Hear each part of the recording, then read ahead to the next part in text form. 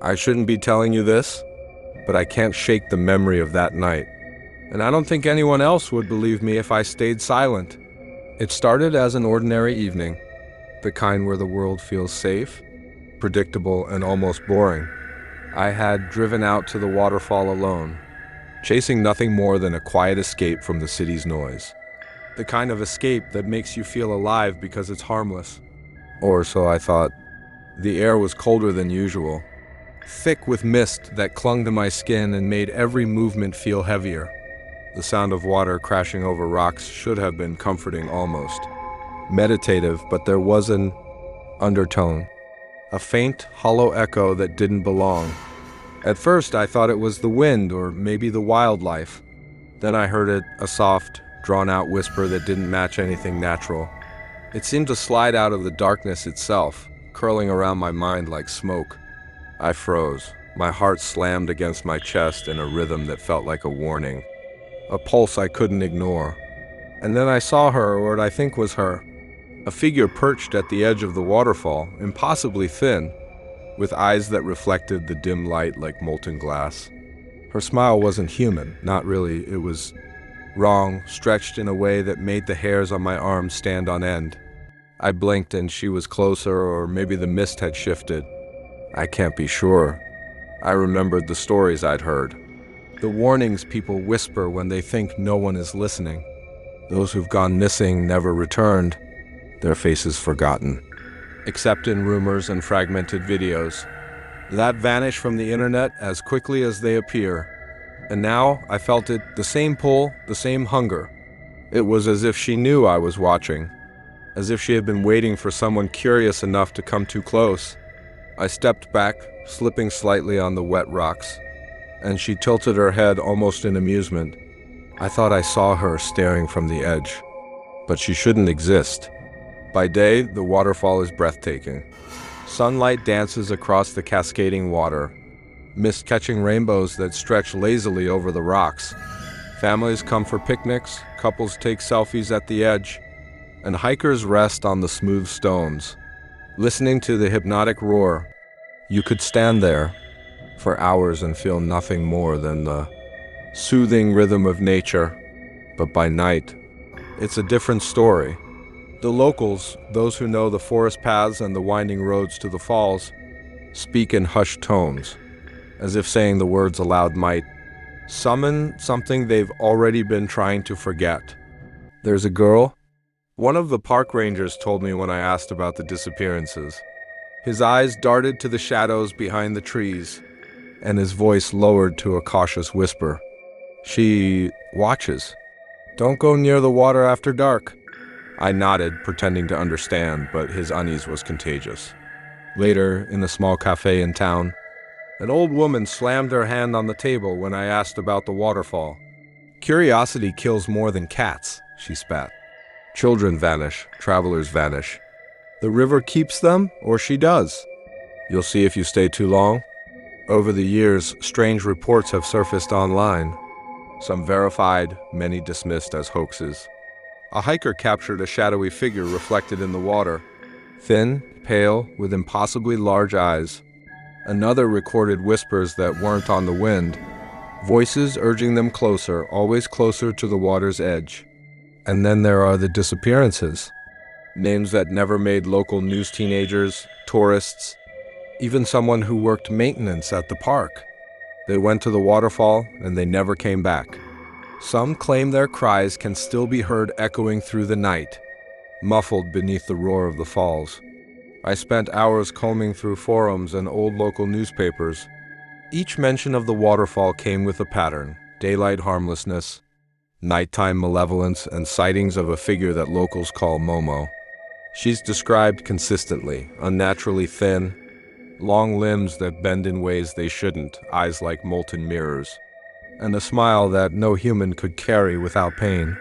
Stories vary on her intent. Some say she lures the curious. Others claim she punishes those who disrespect the forest. But nearly every account ends the same: a warning left unheeded, a visitor gone, and a lingering unease for those left behind. Walking the trails during daylight, you'd never guess the darkness that waits just beyond the tree line. One elderly hiker laughed nervously when I mentioned, "Momo, she's just a story to scare kids," he said, taking a sip of his thermos. "But people do strange things when the night falls here. Things go missing. Don't ignore that." Even the skeptics share that subtle tension in their voices, an instinctive caution they can't quite justify. I should have stopped there. I should have walked away when the cafe owner shook her head and muttered, "Some stones are best left unturned." But I didn't. Something about the patterns, the gaps in the stories, the things people were too afraid to say, it called to me. I wanted to see, to understand, and maybe, foolishly, to prove that the horror was nothing more than superstition. You're probably thinking I'm exaggerating. Maybe you think I'm embellishing the details to make it sound more terrifying than it was, but the photos don't lie. I only wish I could show you the raw footage. If it still exists somewhere on my camera, somewhere beyond the reach of logic. It started innocently enough. A friend dared me to go out to the waterfall at night, claiming it was haunted, sure, but thrilling. I laughed, trying to mask the flicker of unease in my chest. "You'll chicken out," my friend Mark teased, nudging me as we stood at the edge of the parking lot, the evening fog curling around the street lamps. "Don't tell me you're scared of some old story." I forced a grin. Haunted waterfall, right? What's the worst that could happen? My voice cracked slightly, betraying the tension I was trying to hide. I didn't mention it then, but curiosity has always been a hard thing to kill. The stories I'd read, the fragmented videos, the whispered warnings, they stuck in my mind, gnawing at me until I convinced myself I had to see it for myself. And if I'm honest, the disappearance of a girl from the town 2 months prior pushed me further. She was a local, vanished after a sunset hike to the same waterfall.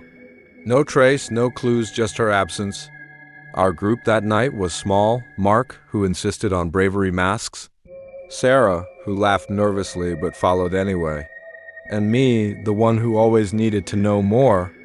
The drive up the winding road was quiet, everyone pretending casual chatter, while our eyes darted to the dark shapes beyond the headlights. Even the forest seemed to lean in closer as we neared the falls, its shadows deepening unnaturally. "You feel that?" Sarah whispered from the back seat. Like the air is heavier here?" I nodded without replying, my hands gripping the steering wheel tighter than necessary. I almost wished I'd stayed home, truly. But something about the lure of the unknown, the forbidden pull of seeing the waterfall at night, kept me moving forward. It wasn't bravery. It was curiosity, and the kind of obsession that blinds you to danger until it's already too late. By the time we reached the trailhead, the mist hung thick and chilling, and the distant roar of the waterfall was louder, more insistent. Mark fumbled with his flashlight, Sarah shivering beside him. I stepped forward first, drawn by a mixture of fear and compulsion.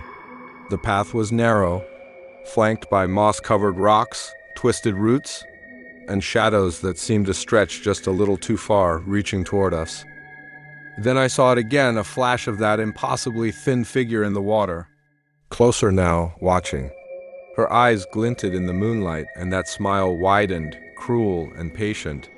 I realized with a hollow certainty that she wasn't constrained by the normal rules of space or time. She existed in the margins, where shadows met reality, and anyone who lingered too long risked being absorbed, erased, forgotten. Sarah grabbed my arm, trembling violently. "We need to leave. Now we're done. He's gone." "I don't care about stories or curses." I wanted to agree. I wanted to flee. But part of me, the part I hated for betraying my fear, needed to see more. I needed to know how far this went, how much of what I had uncovered was true. My curiosity, that same dangerous obsession that had led me here, held me frozen, even as the rational part of my mind screamed to run. The mist swirled around us, thick and cold, carrying those faint, mocking whispers. The waterfall roared, indifferent, and I knew something terrible. The first event wasn't the worst. It was a warning, a message from something older, patient, and inhuman. Something that wanted us to notice, to be afraid, to step closer despite ourselves. I glanced at Sarah. She was pale, shaking, eyes wide. I could see it in her expression, the dawning horror, the understanding that we were far beyond the boundaries of normal life. And in that moment, I realized that the stories, the disappearances, the shadows everyone dismissed as superstition, they weren't exaggeration, they were instructions. A map of danger that most people ignored at their own peril. I don't know how long we stood there, frozen between panic and disbelief. I tried to rationalize it, hallucination, overactive imagination, tricks of the light. But deep down, I knew I was lying to myself. This wasn't imagination. It wasn't a joke. And it wasn't over. The waterfall held more than water, more than mist. It held her. And if we didn't move carefully, it would hold us too. After what happened at the waterfall, I couldn't stop thinking about it. Sleep became a scarce commodity. Every time I closed my eyes, I could hear the whispers, feel the mist curling around me as if it had followed me home. I tried to rationalize it. Maybe it was stress, paranoia, a trick of my mind, but deep down, I knew I needed answers. And answers I realized existed somewhere online, buried beneath layers of posts, deleted videos, and cryptic warnings left by people who had already been touched by her. I started with forums small, obscure threads where users debated urban legends. Most dismissed MOMO as a joke, a meme twisted into horror. But scattered among the chatter were posts with a different tone, first person, accounts of encounters at the waterfall, recordings that disappeared almost immediately, and screenshots that hinted at things too precise, too detailed to be fabrications. One thread in particular caught my eye. It had been posted by someone named Edgewalker93, now deleted, but I found fragments cached elsewhere. She isn't just a shadow. She chooses. And if you watch too long, she chooses you. I wasn't supposed to see this, but now you're seeing it too. The words sent a shiver down my spine, a reminder that some knowledge is forbidden for a reason. I scoured every video I could find, fragments of shaky footage showing, fleeting glimpses, a distorted reflection in water, a shadow darting between rocks, a face that should not have existed in the confines of reality. Each clip ended abruptly, often with strange glitches or corrupted frames, as though someone or something didn't want the evidence to survive. A chat window pinged, startling me. An anonymous user typed, "Stop looking. You'll regret it." My fingers hovered over the keyboard. Hovering between curiosity and instinctual fear, I typed back, unable to resist. "You know who I mean?" The response came seconds later. "She always knows." My stomach dropped. The casual tone, almost teasing, carried a menace I couldn't shake. I dug deeper, following scattered mentions of a larger pattern, a conspiracy of disappearances, connected not only to the waterfall but to a network of overlooked cases across the region. Each report hinted at rules strange, almost ritualistic patterns in time, location, and behavior. There were hints that MOMO wasn't just a single entity, but part of something bigger, something ancient, something that lurked in the margins of the normal world. I found mentions of previous cases that mirrored mine, teenagers, hikers, anyone drawn by curiosity. Community in-jokes referenced these missing people with eerie familiarity, as if their disappearance was a game we were all expected to understand but were too afraid to play. "I don't know if you've read this," I typed to Sarah in an online chat, hoping to rationalize my obsession. "But there's more than one post now, videos, screenshots. It's like the waterfall is alive." Her response was immediate. "Stop, please, don't look too far." I can't do this again. But I couldn't stop. I pieced together fragmented reports, noting patterns, the way shadows shifted unnaturally, the timing of the disappearances, even the camera glitches. Every discovery made the world seem smaller and the danger larger, more deliberate. The digital normalcy, the flickering screens, the forums, the casual banter contrasted violently with the horror revealed, a living, watching entity that seemed to mock the very idea of safety. One post in particular stuck with me. An anonymous user wrote, "Do not record her reflection. Do not step closer than 3 paces to the water at night. Do not invite curiosity because she reads it all. She sees through screens. She waits." The italicized words hovered in my mind long after I closed the browser. I knew I had already broken the first rule. I had already seen too much. Hours passed, and I found myself reviewing every bit of footage again, cross-referencing screenshots with eyewitness accounts. The more I learned, the more I understood that returning to the waterfall was inevitable. The knowledge, the obsession, the unanswered questions, they demanded it. I wasn't brave. I was reckless, a fool tethered to curiosity I couldn't abandon. I leaned back in my chair, rubbing my eyes. Sarah hadn't responded since my last message. Mark's camera footage was gone entirely, leaving only fragments in memory. And yet, in the deepest part of me, I knew the trail wasn't finished. The waterfall called, not just as a location, but as a puzzle I was determined, foolishly determined, to solve. Armed with what I now understood, I felt both empowered and vulnerable. I knew more than most, but knowledge came with a cost. She was waiting, patient, precise, and aware that I had seen too much. Every shadow in my apartment, every flicker on my monitors, reminded me that the danger wasn't contained by distance. It had already reached me. And so, against every rational instinct, I began planning our return. Not as skeptics, not as curious thrill seekers, but as witnesses, holding fragments of forbidden knowledge that could cost us everything. I should have stayed away. Every rational part of my mind screamed it. But curiosity is insidious. It claws at you until every decision feels inevitable. So I went back to the waterfall, alone this time. The night was colder than I remembered, the mist thicker, almost suffocating. The roar of the water felt alive, pulsating, like it had a heartbeat separate from mine. I stepped carefully along the slick rocks, flashlight trembling in my hand. At first, everything seemed normal. The way the mist curled in delicate patterns, the water glinting in the weak moonlight. It should have been beautiful. Playful, even. I almost laughed to myself, imagining I was on some ridiculous adventure, telling this story to strangers online like a cautionary tale.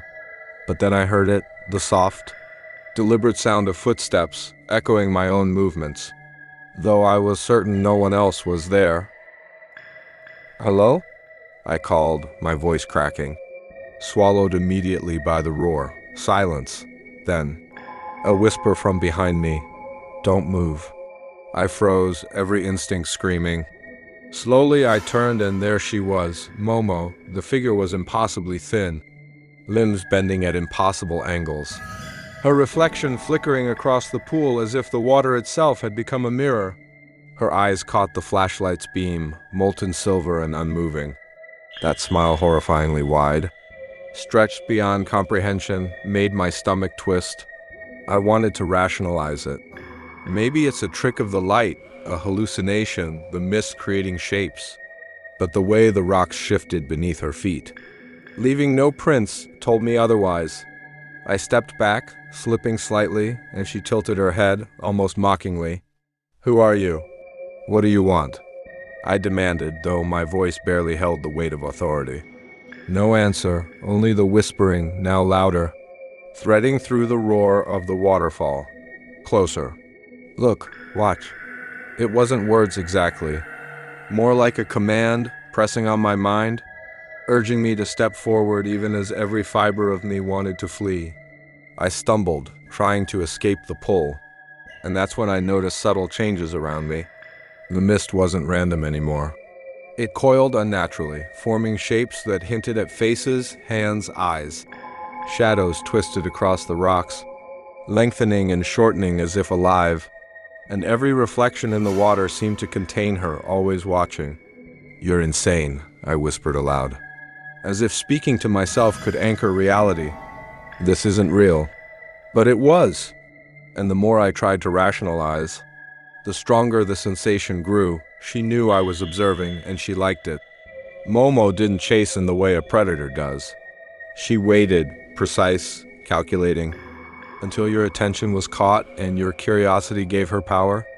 And just as I realized it, I felt it like a pressure at the base of my skull drawing me closer to the edge, closer to her. I stumbled back, nearly tipping into the pool, and for the first time I understood the disappearances. They weren't random. They were invitations, and we had answered. Each misstep, each blink, each second of hesitation was recorded, cataloged by whatever rules governed her existence. "You're not human," I muttered, voice shaking. "You can't be human." A soft, almost childlike giggle responded, echoing from every direction at once. It wasn't playful. It was knowing. I looked around desperately, flashlight slicing through the mist, and glimpsed her in multiple reflections at once, on wet rocks, in the water, even in the distorted glass of my camera screen. She was everywhere and nowhere, bending reality to her whim. The waterfall remained beautiful, hypnotic, innocent in its daytime guise. But at night it was a trap, a stage, a domain ruled by something patient, inhuman and terrifyingly aware. I had glimpsed her fully, and the memory alone was enough to warp reality, to make me understand that curiosity here wasn't just dangerous, it was contagious. And so I stood there, shivering in the mist, forcing myself to breathe, pretending that I could make sense of what I had just witnessed, even as the shadows danced around me with silent, mocking intent. I should have known. Curiosity doesn't just kill. Figuratively, it kills, literally, as I pieced together fragmented footage, old forum posts, and the whispers that still clung to my mind. The truth hit me like ice water. MOMO isn't merely a ghost, a spirit or some urban legend. She's a collector, a guardian of the waterfall's rules.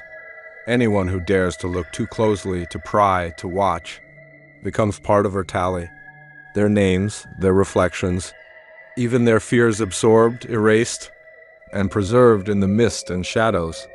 I remembered Mark's disappearance, Sarah's panicked cries, the way the mist twisted unnaturally at the pool's edge. They ignored the rules. They paid the price. And now I knew mine was only postponed, not avoided. "You can't leave it alone, can you?" I muttered aloud, half to myself, half imagining her voice in the mist. The whispering answered with a giggle, sharp and knowing, echoing in the rocks around me. I wanted to scream, to run, to deny what I now understood, but deep down I felt the inevitability. The rules weren't negotiable. Curiosity was a ticket, and the waterfall kept the fare. I swallowed, heart hammering, realizing that knowing the truth didn't make me safe. It only meant I had seen too much. And once you've seen, there's no turning back. I can't tell you how long I stood there, trembling at the edge of the waterfall, watching the mist twist like living smoke. Every instinct screamed to leave, but something deeper, darker, kept me rooted. You, listening to this now, should understand don't blink. Don't look away. You might miss her, or worse, invite her into your thoughts. At first, it was subtle. Shadows stretching too long, rocks bending with impossible angles. Then came the sound, a low, melodic hum that rose above the roar of the water, winding into my chest and making my ribs vibrate. It was hypnotic. I wanted to cover my ears, but my hands were frozen, stiff with fear. I saw her again. Not a flicker this time. Full, corporeal, but wrong in every conceivable way. Her limbs were long, bending backward in ways that shouldn't exist. Her eyes glowed molten silver, reflecting my own wide-eyed panic. And that smile, no human face could carry it.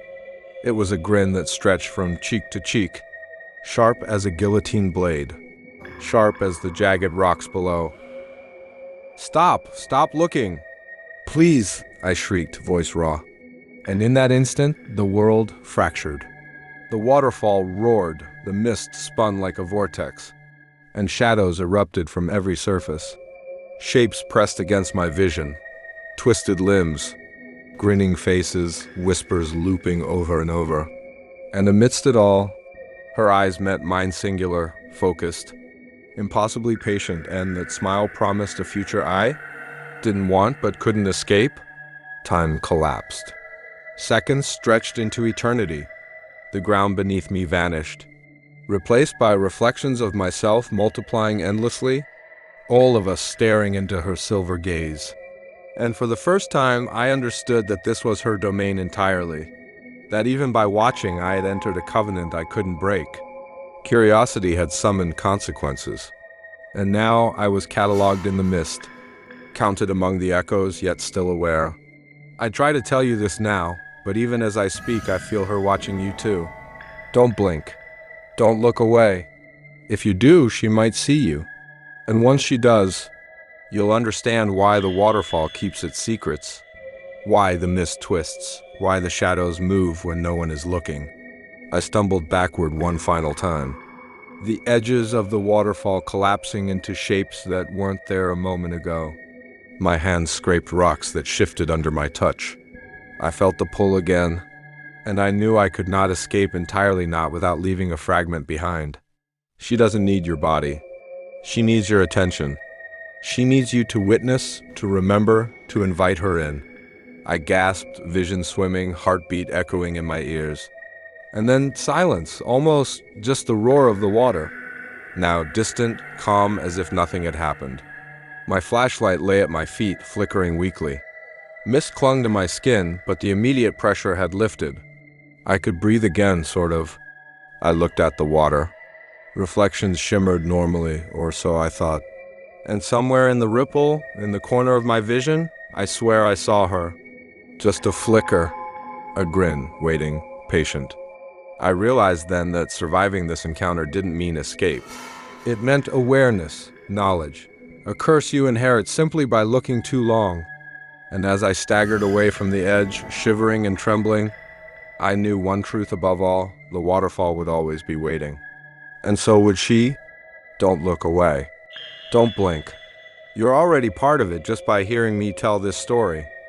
I returned to friends, to sunlight, to the ordinary nonsense of life, but nothing feels ordinary anymore.